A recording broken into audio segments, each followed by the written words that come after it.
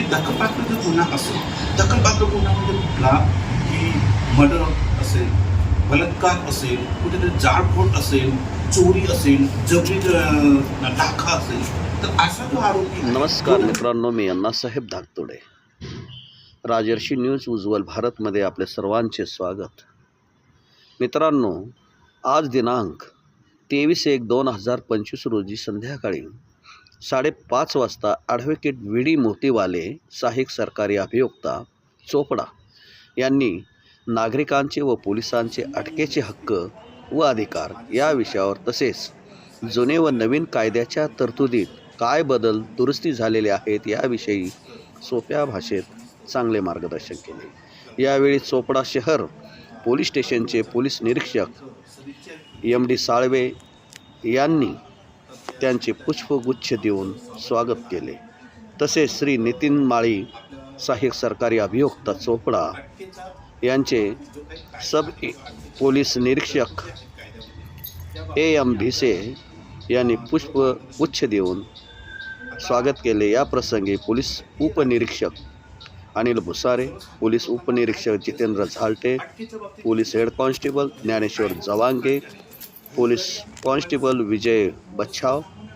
तसेच इतर पोलीस कर्मचारी वर्ग मोठ्या संख्येने उपस्थित होते. चोपडा सरकारी वकील कार्यालयाचे क्लार्क दुष्यंत कुंवरचे, सहाय्यक फौजदार जितेंद्र सोनवणेंनी पुष्प देऊन आभार मानले. यावेळी ॲडव्होकेट व्ही.डी. मोतीवाले, सहाय्यक सरकारी अभियोक्ता, चोपडा यांनी नागरिकांचे व पोलिसांचे अटकेचे हक्क व अधिकार या विषयावर पुढील प्रमाणे त्यांनी सन्माननीय व्यासपीठ माझे सहकारी सहाय्यक सरकारी अभियोक्ता नितीन माळी सर आणि आपण सर आणि समस्त स्टॉक कर्मचारी वर्ग, आम्ही अचानक आपल्या इथं सदिच्छा व्हिजिट दिलेली आहे, तर त्या निमित्ताने आपण आमचं स्वागत केलेलं आहे. तर आपल्या अनुषंगाने अटकेच्या बाबतीत जो काही कायदा आहे किंवा अटकेच्या बाबतीत ज्या काही तरतुदी आहेत कायद्यामध्ये, त्या बाबतीत मी आपल्याला थोडं मार्गदर्शन करू इच्छितो. आता भारतीय राज्यघटनेने सर्वसामान्य लोकांना काय भीती असते, अटकेच्या बाबतीत भीती असते. म्हणजे कायदे दोन प्रकारचे आहेत, फौजदारी आणि दिवाणी स्वरूपाचे. तर सर्वसामान्य लोकांना पोलिसांकडून नागरिकांना जी काही होणारी अटक असते त्याची जास्त भीती असते. आता त्यांना सर्वसामान्य लोकांना माहिती आहे, पूर्वीचे जे कायदे होते IPC सेक्शन अंतर्गत तुम्ही जी काही कारवाई करायची त्याचे दोन प्रकारचे गुन्हे.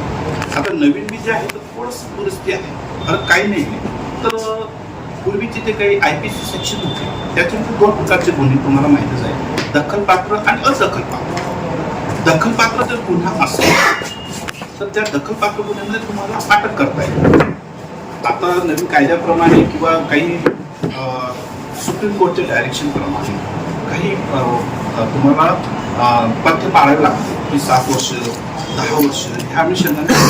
करावे लागते. पण पूर्वीचं जे IPC त्या अनुषंगाने तुम्ही काय करायचे की दखलपात्र जर गुन्हा असेल, दखलपात्र गुन्हा म्हणजे कुठला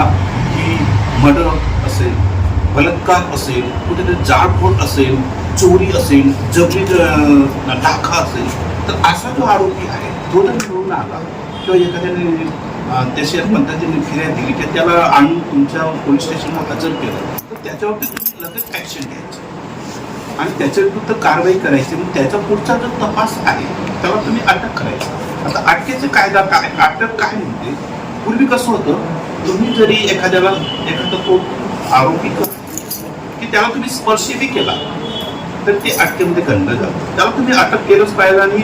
त्याला बेडी घातलीच पाहिजे असं पूर्वी होतं तसं. पण नंतर कायदे हे थोडे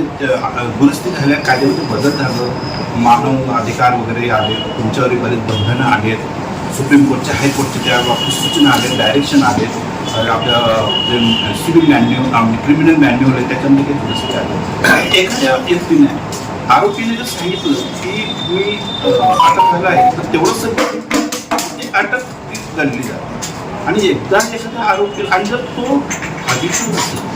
तुम्हाला वाटत असेल की हा चुकून जाऊ शकतो, हबीचूर असताना जो सगळे गुन्हेगार आहे की ज्याच्या विरुद्ध भरपूर काही गुन्हे आहेत आणि तो पळून जाऊ शकतो असं जेव्हा तुम्हाला वाटतं तर त्याला तुम्ही बल पुरूयात म्हणजे तुमचं तर बल त्याच्यावरती हे करू शकतात मग त्याला दोन्ही याच्याने तुमचं ते वेळ असेल ते करू शकतात तर तुम्हाला म्हणजे हा पळून जाऊ शकतो कारण तो तुमच्या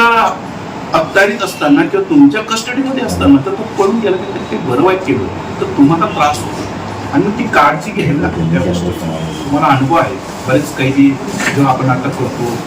जेलमध्ये ठेवला जातो कशी आणि त्यावेळेस तो काहीतरी बरं वाईट करण्याचा प्रयत्न करतो काहीतरी पळून पण जातो मला आठवतं की मी तर 8 वर्ष होतो तर काळामध्ये आरोपीला घेऊन जात असताना तेव्हा सोमवंशी साहेब तर आणि बावीसकर होते PSI तर एक आरोपी असंच पळून गेला होता आणि काहीतरी झाला होता त्याच्या पुढे मला माहिती नाही इन्क्वायरी झाल्या वगैरे माहिती मेला होता तो खड्ड्यात पडून सांगण्याची खूप जबाबदारी होऊन जाते तर एखाद्या आरोपीला जेव्हा तुम्ही अटक करता तर त्याला तुम्ही इंटिमेशन दिली पाहिजे की बाबा रे मी तुला कशा बाबतीत अटक करतो आहे तुझा ते गुन्हा काय आहे आणि मग नागरिकांचे ज्याला तुम्ही अटक केली त्यांचे अधिकार काय आहेत जसे तुमचे अधिकार आहेत पोलिसांचे जसे अधिकार आहेत तसे नागरिकांचे पण अधिकार आहेत पण नागरिकांचे काय अधिकार आहेत तुम्ही एखाद्या दखलपात्र गुन्ह्यामध्ये त्याला अटक केल्यानंतर गंभीर गुन्ह्यामध्ये त्याला अटक केल्यानंतर त्याला जेव्हा तुम्ही जेलमध्ये टाकता तर त्याला तुम्ही कल्पना दिली पाहिजे की बाबा रे तुला अशा कलमाखाली अटक करण्यात आलेली तू असा गुन्हा केलेला हे त्याचा अधिकार आहे दुसरं त्याला इंटिमेशन दिली पाहिजे त्याचं जे काही पत्ता असेल त्याचं घरवाल्यांनी इंटिमेशन हे जबाबदारी तुमच्यावर टाकण्यात आलेलं आहे तर ते त्याचे अधिकार आहे मग ते तुम्ही त्याचे जो कोणी आई वडील कोणी भाऊ वगैरे त्याचा ॲड्रेसवर तुम्ही इंटिमेशन दिली पाहिजे की असं त्याला अटक केलेली आहे आणि तर पुढचं तुम्ही बघा तिसरी गोष्ट त्याच्यावरती तुम्ही जबरदस्तीने करू शकत ना बाबतीत त्याच्यावर गुन्हा तर त्याला चूप राहण्याचा सुद्धा अधिकार आहे चौथं म्हणजे त्याला जे आहे जामिनाचे वगैरे बाकीची इंटिमेशन होऊ शकतात त्याला सांगू शकतं की बाबा तुला अधिकार आहे तू वकील लाव वगैरे किंवा वकील आला तर त्याला भेटून देऊ शकता वगैरे आणि त्याच्यावरती ह्या बऱ्याच गोष्टी आहेत तर ही काळजी तुम्हाला घ्यावी लागते आणि अटक झालेला आरोपी असतो त्या आरोपीची मग तुम्हाला जे ना त्या गुन्ह्यामध्ये पुढचा तपास हवा असेल तुम्हाला मग आपण रिमांड तर 24 तासाच्या आत त्याला तुम्हाला प्रथमोत्तर न्यायदंडाधिकारी जे कार्यशाळा असते त्या तिथल्या जजकडे प्रथमोत्तर न्यायदंडाधिकारी त्यांच्याकडे तुम्हाला हजर करावं लागतं कारण पुढील तपास तुम्हाला करायचं त्याने समजा दरोडा केलेला आहे किंवा त्याने मर्डर केलेला आहे समजा त्याने बलात्कारचा गुन्हा केलेला आहे तर मग बलात्कारसाठी काय त्याचे ते कपडे बिपडे किंवा त्याचं सीमन वगैरे काही गोष्टी किंवा तिथं काही केलं का एखाद्या हल्लीवर केला जाऊ बलात्कार किंवा बाईक तिथं जाऊन काही कसं ते गोळा करणं वगैरे तुम्हाला जे लागतं मर्डर केला असेल तर कुठला हत्यार वापरला आहे ते हत्यार जप्त करायचं असते कुठे काय स्पॉटला केला वगैरे अजून कोणी काही आरोपी आहेत तर याला पुढचा तपास करण्यासाठी तुम्हाला रिमांड 24 तासाच्या आत रिमांड हे पण प्रकार तुम्हाला तुम्हाला तर ते आरोपी पुढील तपासणी करायची पुढील तपास करायचं तुम्ही कस्टडी मागतात पोलीस मग कोर्टाला सांगतात 5 दिवस 7 दिवस जसं तुम्हाला हवंय आणि सरकारी वकील ते आर्ग्युमेंट करतात कोणी पण आर्ग्युमेंट करतात कोर्टात योग्य